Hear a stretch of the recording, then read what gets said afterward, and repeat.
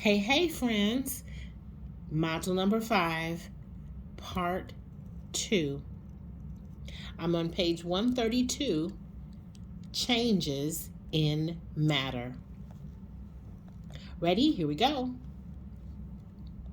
As we all know, God's creation is constantly changing.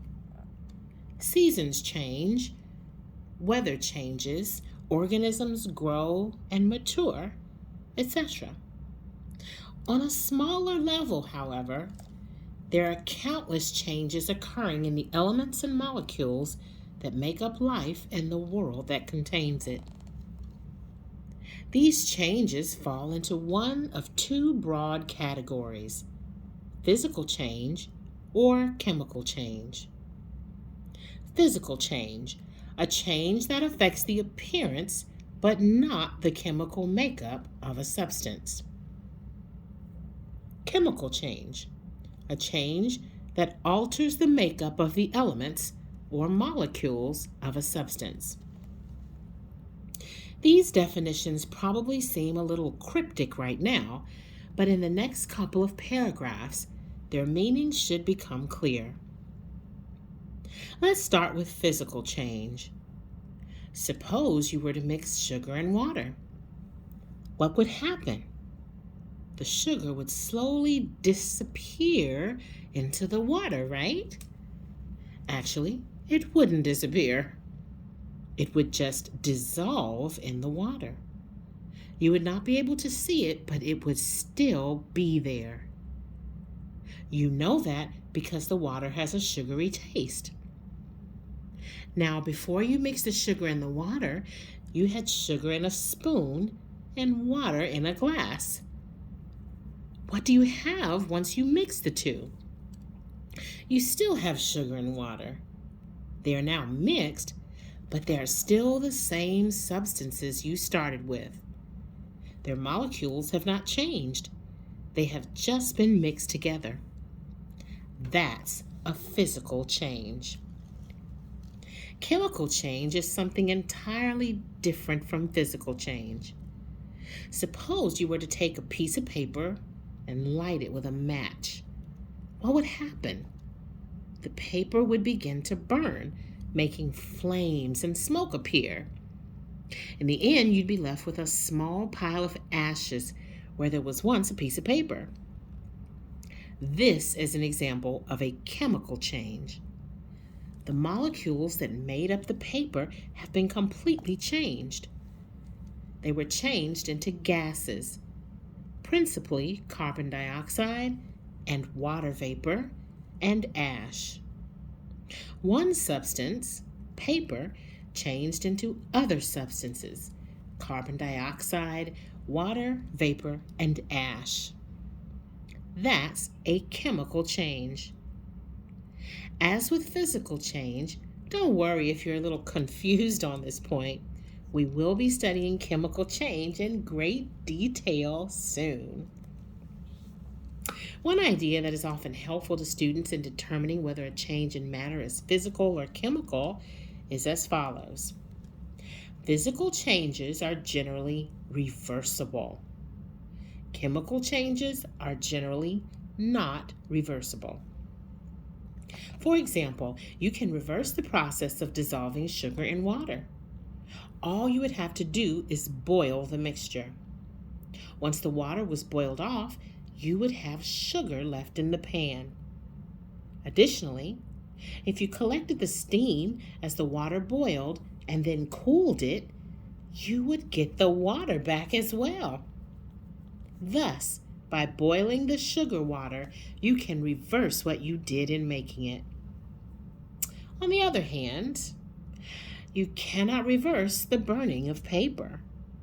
Once it has burned, there is no way to reverse the process and get the paper back. It has been changed forever. Thus, dissolving sugar in water is a physical change because it can be reversed, and burning paper is a chemical change because it cannot be reversed. Now, please realize that this is just a helpful tool in distinguishing chemical changes from physical changes. When you take chemistry later on in your high school experience, you will actually learn that chemical changes can be reversed, at least to some degree and under the right conditions. Thus, this is not a hard and fast rule of nature. Nevertheless, the idea that chemical changes are not reversible and physical changes are reversible can be a great help in determining whether a change is physical or chemical. Physical change.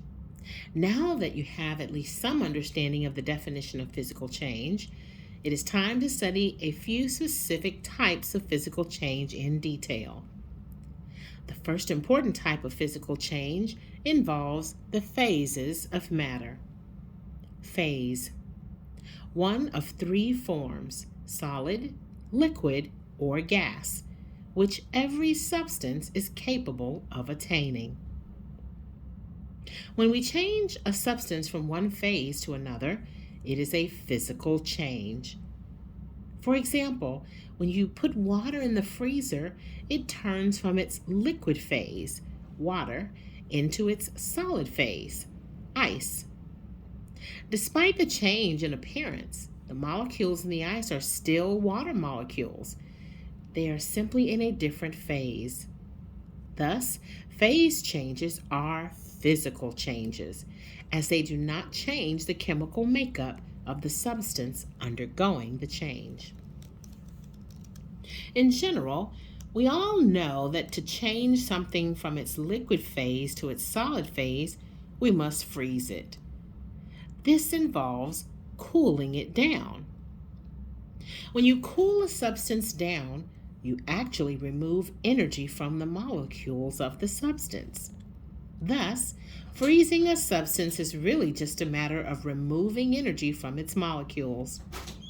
We also know that to change a substance from its solid phase to its liquid phase, we simply have to melt it. This involves heating it up. When you heat a substance up, you are in fact adding energy to its molecules. Thus, changing the phase of a substance is really just a matter of modifying the energy that the molecules of the substance have. If you take energy away from the molecules of a substance, the phase of the substance changes from gas to liquid to solid. If you add energy to a substance, the phase of the substance changes from solid to liquid to gas. This relationship can be illustrated schematically as follows. Once again, it is important to realize that since a phase change involves only removing or adding energy to the molecules of a substance, the chemical makeup of those molecules does not change. As a result, phase changes are physical changes. One type of physical change that is very important in biology occurs when one substance is dissolved in another. In the physical change example we gave you previously, we discussed what happens when sugar is dissolved in water. Although the sugar seems to disappear, it does not. Instead, it is simply mixed throughout the water. As a point of terminology, when one substance is dissolved in another, it is a physical change, and the result is called a solution. The substance being dissolved in the liquid is called the solute, and the liquid is called the solvent. In the case of salt being dissolved in water, then, the solute is salt, the solvent is water, and the resulting solution is salt water. A lot of the chemistry of life involves solutions and the changes that occur in them. It is therefore important to study two aspects of how molecules behave in solution with the following experiments. Note that once you set it up, the first experiment has to sit for 2 hours, so plan your school day accordingly. The second experiment takes several days to complete, so there's not much you can do about that. Well, what did the water taste like in step number 5? If everything went well in your experiment, the water tasted sweet. Why? Well, sugar obviously found its way out of the napkin and into the water. It did so by a process known as diffusion. Diffusion, the random motion of molecules from an area of high concentration to an area of low concentration. Of course, this definition does not do you much good unless you know the definition of concentration. Concentration, a measurement of how much solute exists within a certain volume of solvent. Now that you have those two definitions under your belt, you can understand what really happened in the experiment. You see, when you placed the napkin in the water, there was at first no water in the napkin or in the sugar. Thus, the concentration of water inside the napkin was 0. Since there are many holes in a napkin, water molecules were able to travel through those holes and start filling up the napkin. Thus, water molecules began moving from an area of high concentration, the water in the glass, to an area of low concentration, the napkin. You probably noticed this right away because the napkin got wet. What you probably did not notice was that the sugar was doing the same thing. Inside the napkin, there was a lot of sugar. Outside the napkin, there was none. When in its solid form, the sugar was too large to get through the tiny holes in the napkin, so the sugar stayed where it was. However, as soon as the water got inside the napkin, some of the sugar dissolved. When dissolved, the sugar molecules could individually get through the tiny holes in the napkin. Thus, the sugar moved from inside the napkin, where the concentration of sugar was high, into the water outside of the napkin, where the concentration was low. It's important for you to realize that the motion of the molecules in this experiment was not directed by some mysterious force. Instead, molecules that are in their liquid phase and molecules that are dissolved in liquid tend to move about randomly as a matter of course. That's why the definition of the term diffusion includes the word random. The water molecules simply were moving about randomly. Some of them happened to find themselves in the napkin as a result of their random motion. Likewise, once the water began to dissolve the sugar molecules, the dissolved sugar molecules began randomly moving. Since they could fit through the holes of the napkin once they were dissolved in the water, some of the sugar molecules found themselves in the water outside of the napkin. Thus, the sugar molecules did not suddenly decide that they had to get to an area of low sugar concentration. Instead, they just randomly ended up there. And given enough time, this random motion would have evenly mixed the sugar and water throughout the glass. Now, perform the next experiment, which explores another kind of behavior that evens out the concentration of solutes in a solution. What did you see in the experiment? While it was in the vinegar, the egg's hard calcium shell reacted with the acetic acid in the vinegar. This turned the shell into a soluble compound, calcium acetate, that dissolved, which left the membrane under the shell exposed. That membrane is a semi-permeable membrane. Semi-permeable membrane. A membrane that allows some molecules to pass through, but does not allow other molecules to pass through.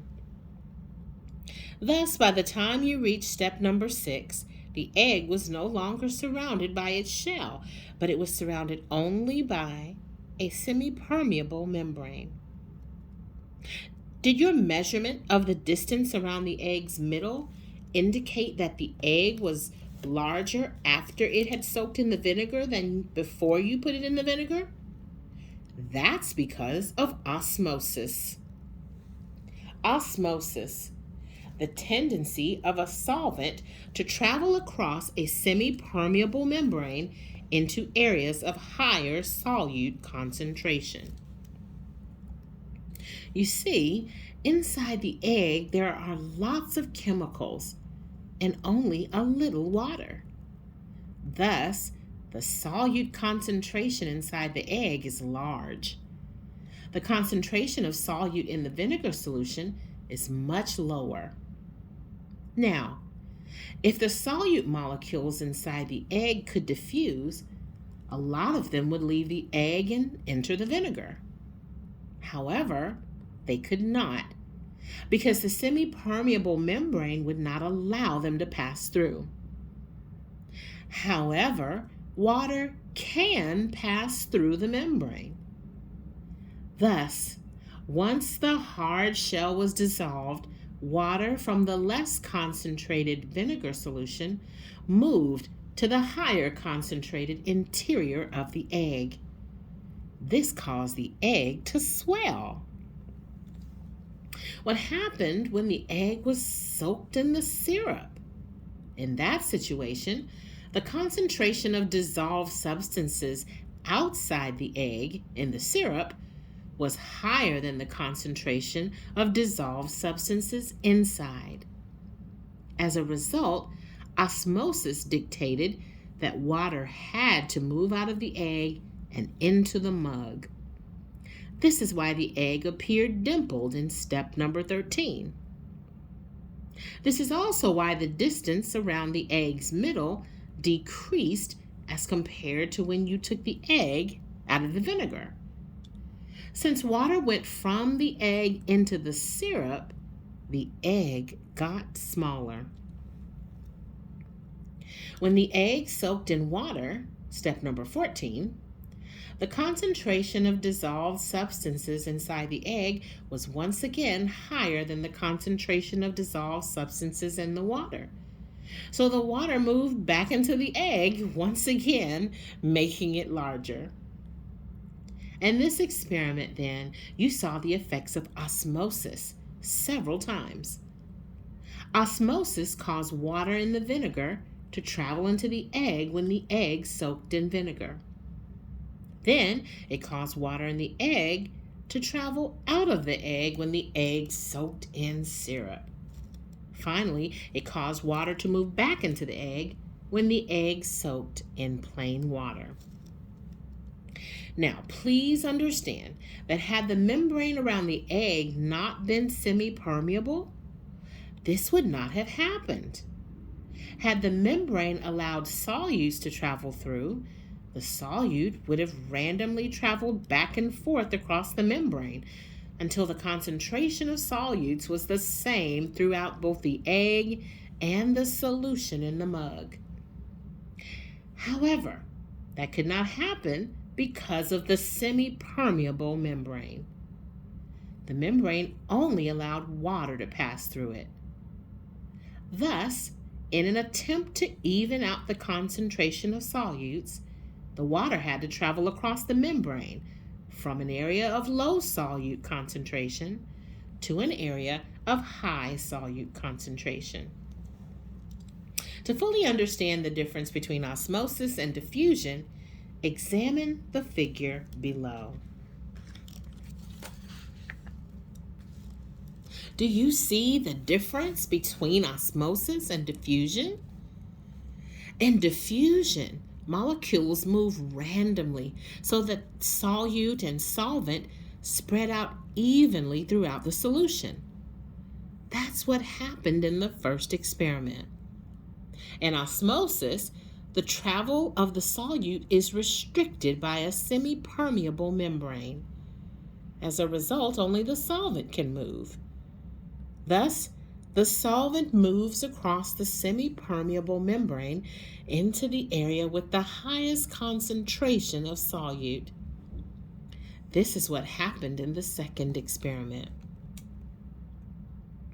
In Rime of the Ancient Mariner, a famous poem by Samuel Taylor Coleridge about a ship lost at sea, the mariner laments, "Water, water everywhere, and all the boards did shrink.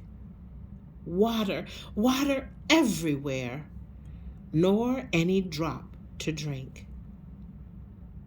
This is a reference to a common problem in early sea travel. Many crews died of thirst because their voyage took longer than expected and not enough fresh water had been taken along. Despite the fact that the ship was surrounded by water, none of it could be drunk. You see, ocean water has a high concentration of salt in it. If you drink this salt water, it will come into contact with the cells of your body, which are full of water that has a much lower concentration of salt. Since the cells in your body are covered with semi-permeable membrane, osmosis causes the water in your cells to leave the cell where the solute concentration is low and enter the salt water that you drink where the solute concentration is high. This causes your cells to lose water, which in turn causes them to shrivel up and die. Thus, if you drink a lot of salt water, you will kill yourself one cell at a time. That's what was frustrating to the mariner in the poem. His crew was dying of thirst, despite the fact that there was ocean water all around. It turns out that osmosis and diffusion play rather critical roles in many biological processes. Do you remember that contractile vacuoles you learned about in module number 3? A lot of the organisms from Kingdom Protista have them. Do you remember their job? They must remove excess water from the cell. How does the excess water get into the cell? It gets there by osmosis. Consider an amoeba that lives in fresh water. The concentration of solutes dissolved inside the cell is much higher than the concentration of solutes dissolved in the fresh water. What happens as a result? Water travels into the cell by osmosis. If that were the end of the story, the cell would eventually explode because it absorbed too much water. However, God has designed such organisms with contractile vacuoles, which get rid of the water as it is being absorbed. That should give you an idea of how important osmosis is in biology. Many members of Kingdom Protista have specific organelles designed to fight the effects of osmosis. Chemical change. Now that we've spent some time on physical change, we need to study chemical change. Remember, chemical change occurs when the molecules in a substance change their chemical makeup. For example, most people have seen a natural gas stove or furnace flame. It is a pleasant blue flame that can be used to cook food or heat a home. Well, in order to make that flame, natural gas is burned. The main component of natural gas is methane, and it has a chemical formula of CH4. Thus, a molecule of methane is one carbon atom linked to 4 hydrogen atoms. When methane burns, the oxygen in the air interacts with the methane molecules, changing them into water molecules and carbon dioxide molecules. The resulting chemical change causes energy to be released, which we detect as heat and light from the flame. If we wanted to write out the chemical change that occurs when methane burns, we could do so as follows. Methane and oxygen interact to make water and carbon dioxide. This is a bulky way of informing someone what happened, so we will abbreviate it. We will use the chemical formulas of the substances in the reaction instead of their names. We will replace "and" with a plus sign, and we will replace "interact to make" with an arrow. The result is CH4 plus O2 interact to make H2O plus CO2. Now, it turns out that if we were able to watch this happen on a molecular level, we would see that it takes 2 oxygen molecules to interact with 1 methane molecule, and the result is 2 water molecules and 1 carbon dioxide molecule. To really abbreviate what happened then, we need to add this information. CH4 plus 2 O2 interact with, or interact to make, 2 H2O plus CO2. What we did was put numbers to the left of the chemical formulas. These numbers indicate how many of each molecule it took to make the chemical change. If there was only 1 molecule, no number was written. This is called a balanced chemical equation. The chemical change that occurs is often called a chemical reaction. Thus, we could say that the balanced chemical equation above describes the chemical reaction that takes place between methane and oxygen. It is important for you to understand that when a chemical reaction occurs, the molecules on the left side of the arrow are destroyed, and the molecules on the right side of the arrow are produced. Thus, in the burning of methane, we start out with 1 methane molecule, CH4, and 2 oxygen molecules, O2. These molecules interact, exchanging atoms so that the methane and oxygen molecules are destroyed. In the process, 2 water molecules, H2O, and 1 carbon dioxide molecule, CO2, are made. In chemical terminology, we call the molecules on the left side of the arrow reactants because they react with one another and are destroyed. The molecules on the right side of the arrow are called products because they are produced as a result of the chemical reaction. When looking at a chemical equation, students often get confused between the numbers that are subscripts and the numbers that are placed to the left of the chemical formulas. You need to remember that the subscripted numbers refer to how many atoms of a certain type are in the molecule. If a subscripted number does not exist after an element symbol, it means that only 1 such atom is in the molecule.